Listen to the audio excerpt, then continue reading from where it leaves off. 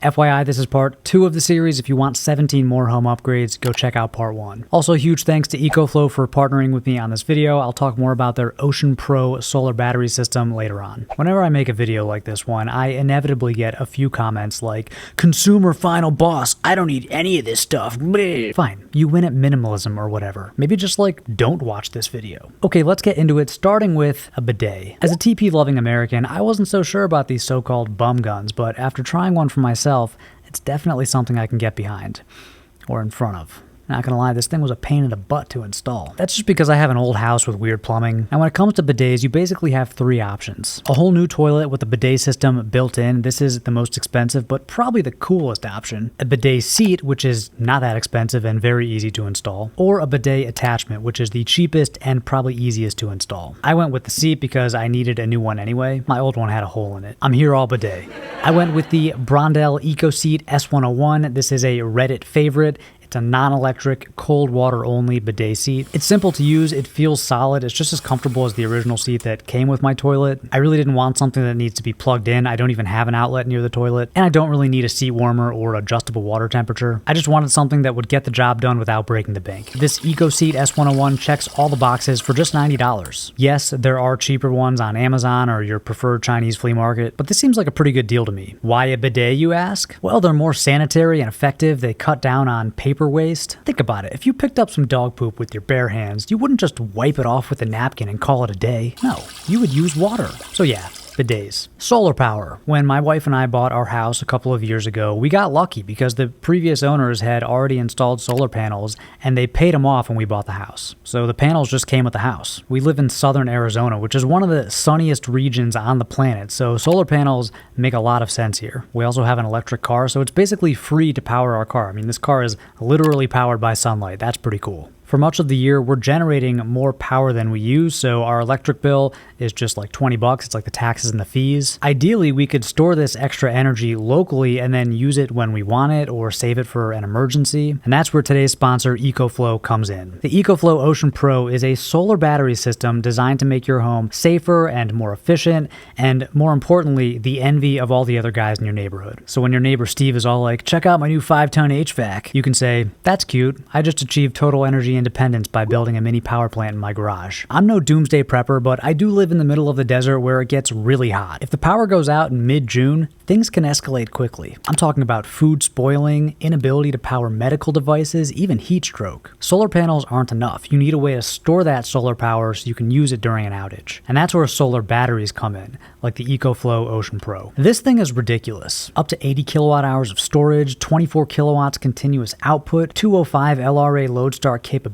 I don't even know what that means, but apparently it's enough to power 2 HVACs and all of your appliances during a blackout. You can even hook it up to a gas generator if you want to completely break Steve's spirit. Plus, you can use the EcoFlow app, which uses AI to predict weather patterns and help optimize power usage. It basically helps you save money without thinking about it. And it works with all of your other smart home stuff like Apple Home and your EV charger and Alexa. The system is safe in fires and floods, and unlike other systems, it actually looks nice. They've got aluminum for the minimalist or carbon fiber for the dad who wants to buy a Corvette but knows that a solar battery is the smarter purchase. And yes, the Ocean Pro beats the Tesla Powerwall on most specs. Bottom line, if you're thinking about going off grid, staying prepared, or just cutting your electric bill, check the link below. You can book a free consultation to find out if the Ocean Pro system might be right for your home. One more time, use that link below in the description to book your free consult. White noise machine. I use a white noise machine every night. It's just enough to drown out any ambient noise from the 2 larger streets within earshot of our house. Quick side note,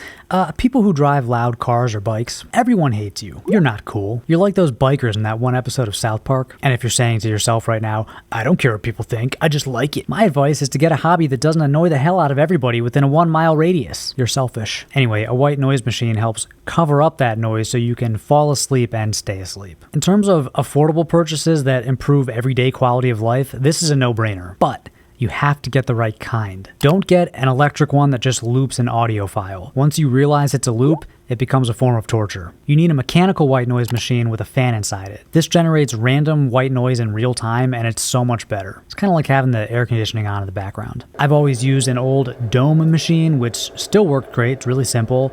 Snooze is also a good brand. It's even a bit more customizable than the Dome. You have a bit more control over the volume and the tone of the noise. Either one is a good purchase though. We have one in our main bedroom. We have them in the kids' room. We even take a little portable one when we travel. I'll link to my favorite one down below in the description. Okay, moving on. You know what that sound means? It's time for our troll of the week.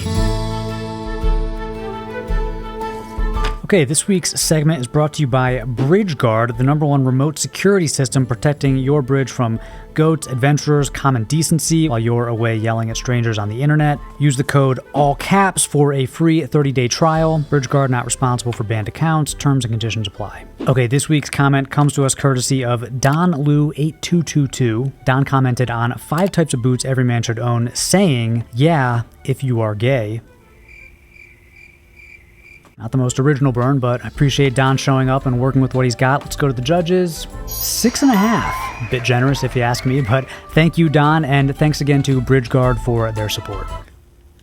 Anti-fatigue mat. I do a lot of dishes, like several hours a week. This is why God gave me small feet, so I can stand closer to the sink. And after standing there for 15 or 20 minutes at a time, I noticed that my feet start to hurt, and sometimes my lower back too. Part of it is just being bent over the sink, but it's also because we have these hard tile floors. This squishy anti-fatigue mat has helped alleviate some of the discomfort. It's pretty thick, it feels good under my feet, and it has these beveled edges so you won't trip over it. It doesn't slide around, it just stays right where you put it. It's not life-changing, but it's a noticeable upgrade to a situation that I'm always in. Bread box. Staying in the kitchen for a moment, we're a bread-heavy family. Frozen waffles and pancakes, PB&Js, English muffins, tortillas. You'd think we were prepping for a marathon with all this carb loading. We used to keep our various baked goods in a plastic bin on the counter. It's not the most tidy or usable solution. I recently upgraded to an actual bread box, this one from Yamazaki, which looks a lot better, and given the size and the front-loading layout, it's just easier to use. You don't have to dig through loaves of squishy sandwich bread to find that last slice of home-baked sourdough. What can I say? My mother-in-law spoils me. It also blends into the counter and the backsplash, creating some visual space, which is nice considering our relatively compact kitchen. It's very heavy, so it doesn't move around when you open or close it, and the lid is magnetized, so it closes with a satisfying...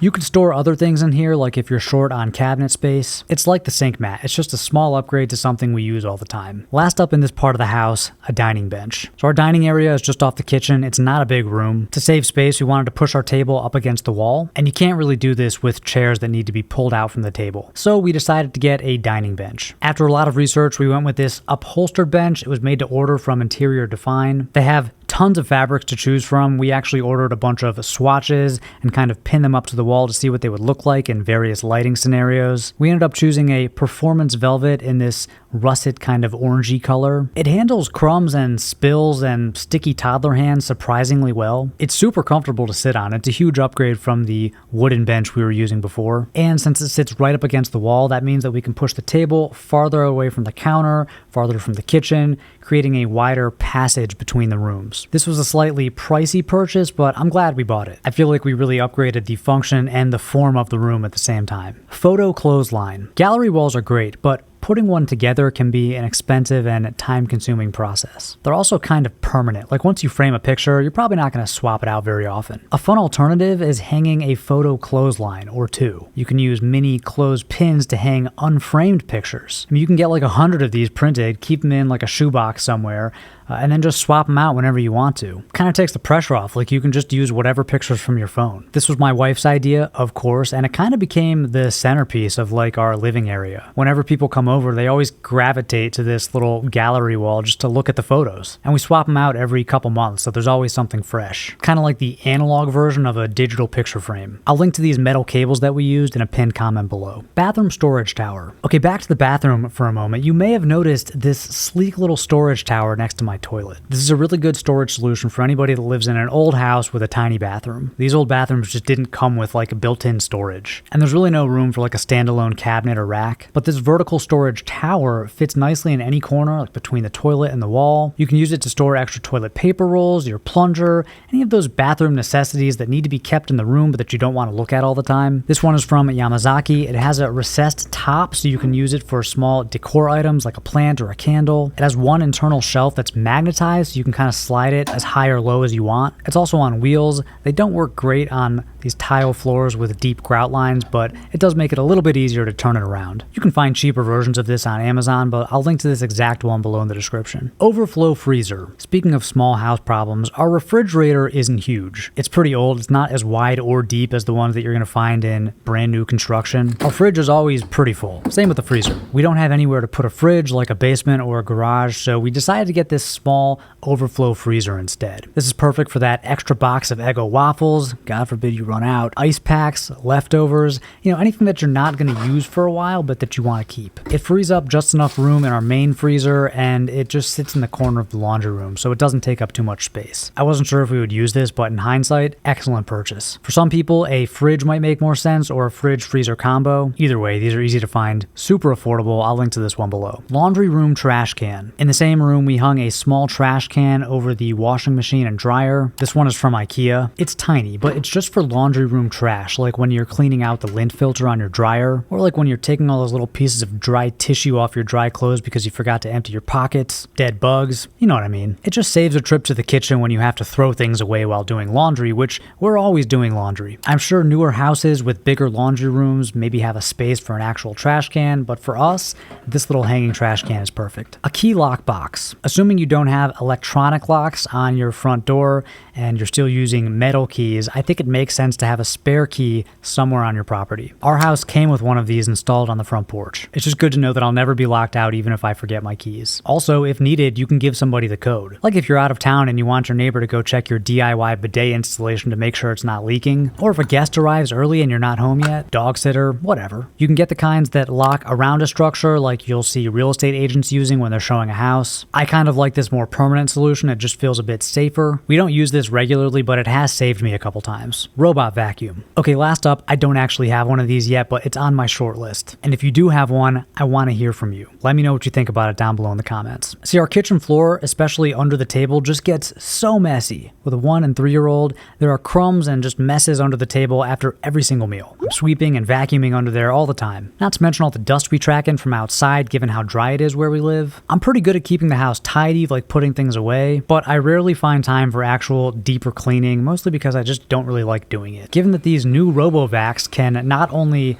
vacuum, but also apparently mop your floor, I think it might be a worthwhile purchase for us. From my research, they've come a long way since the early days of Roomba. Like they can empty themselves now and follow a schedule. The higher end ones will just go recharge in their little dock. Plus you can stick little googly eyes on top and give them a name and a backstory. So if this video gets enough likes, I will make part 3 and a robot vac will most likely be on the list. Wrapping up, everything on this list, except the robot vac, is stuff that I use all the time, like either every day or every week. I'm not saying you should go buy all this stuff, but for me, it was money well spent. Huge thank you again to EcoFlow for sponsoring this video. A solar battery is one big ticket home upgrade that's definitely on my list. You can click the link below in the description to book a free consult, see if the Ocean Pro might be right for you. What did I miss? What is your favorite recent home upgrade? Share your thoughts down in the comments section. Thank you as always for watching, and until next time.